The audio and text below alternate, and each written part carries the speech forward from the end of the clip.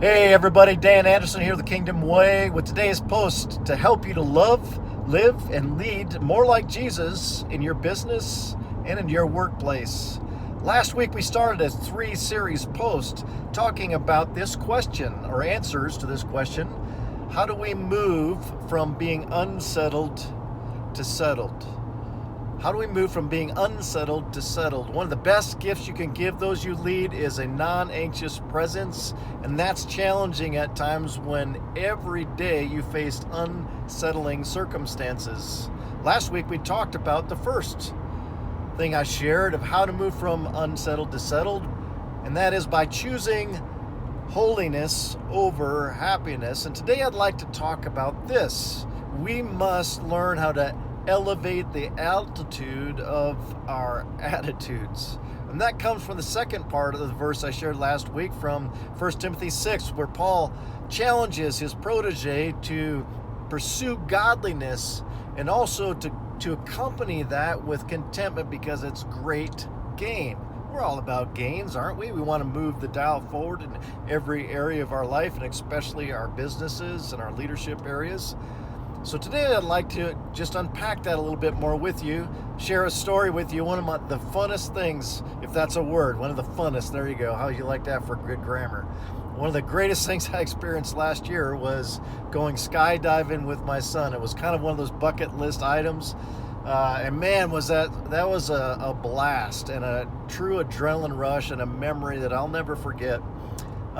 And how do we do that with our attitudes? Well, when it comes to the workplace, sometimes some of you need to hear this. Now listen, we're pushing the dial so hard, we're pegging the needle into the red for so long that we just have lost our joy quotient.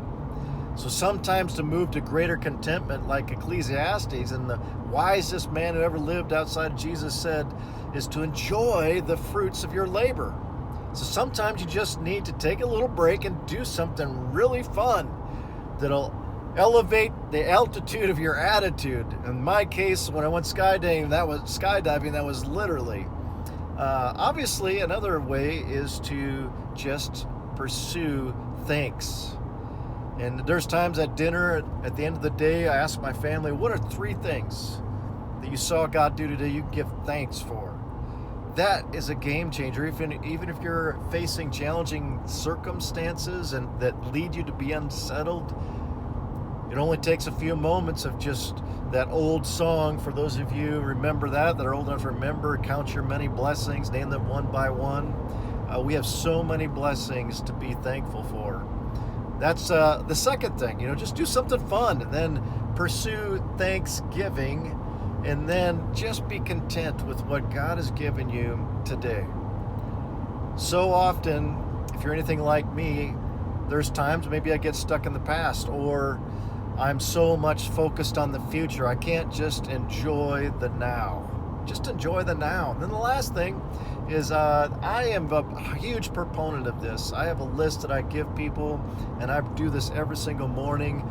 We are facing an identity crisis in our culture today, and every morning I have 10 things that God defines of who I am as my identity in Him. I repeat to myself every single day, and I tell you what, I go through that list even if I'm dog tired, just rolling out of bed, and I start rolling through those things that are true about me, that God says about me, and all of a sudden I'm feeling much more content, much more alert, awake, ready to face the day. There's nothing like it. So what is one way that you would like to try to pursue contentment today? What's something that works for you? Share it in the comments below. Would love to hear it. This moving from unsettled to settled is essential for us to show up with our best leadership to those we are called to lead every day. So I hope you'll take this to heart. Share a contentment piece that you have learned in the comments below, and don't forget to seek to make Him famous as you make your work and your ministry one. Oh, and one more thing. I want to invite you, February 23rd, coming up really soon, to a Kingdom Way and FCCI partnership event with Mark Whitaker, coming to share an amazing and riveting topic about drift.